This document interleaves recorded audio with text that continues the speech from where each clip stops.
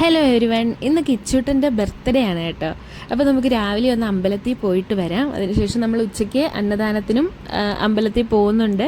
നമ്മൾ 1 വയസ്സിലും 2 വയസ്സിലും 3 വയസ്സിലൊക്കെ വീട്ടിൽ തന്നെ നമ്മൾ സദ്യ ഉണ്ടാക്കി കൊടുക്കുക ചെയ്തത്. പക്ഷേ ഇന്ന് കിച്ചുവിൻ്റെ ബർത്ത്ഡേ വരുന്നത് 15-ാം തീയതി ശിവരാത്രിയുടെ അന്നാണ്. അപ്പം നമ്മൾ പോകുന്ന അങ്ങാടിപ്പുറം തളി ശ്രീ മഹാദേവ ക്ഷേത്രത്തിലാണ്, ശിവഭഗവാന്റെ അമ്പലത്തിലാണ്. അപ്പോൾ ഉച്ചയ്ക്ക് അന്നദാനം ഉള്ളപ്പം വീട്ടിലെ സദ്യ കൊടുക്കുന്നതിലും നല്ലത് ഭഗവാന്റെ അന്നദാനം കൊടുക്കുന്നതാണ് നല്ലതെന്ന് തോന്നി.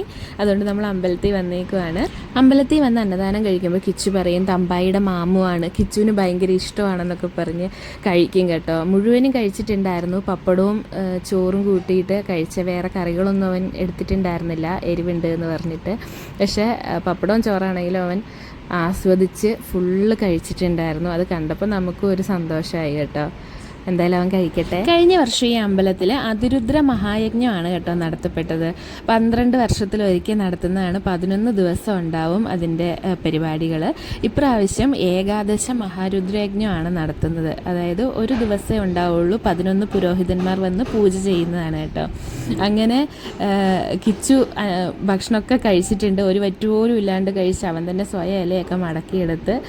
അപ്പോൾ നമുക്കൊരു സന്തോഷം കേട്ടോ, അവൻ്റെ വയറും മനസ്സൊക്കെ നിറഞ്ഞു കഴിഞ്ഞപ്പം. ഇനി നമ്മൾ വീട്ടിലോട്ട് പോകുവാണ്. വൈകുന്നേരം ഒരു ചെറിയ ബർത്ത്ഡേ പാർട്ടി ഉണ്ട്.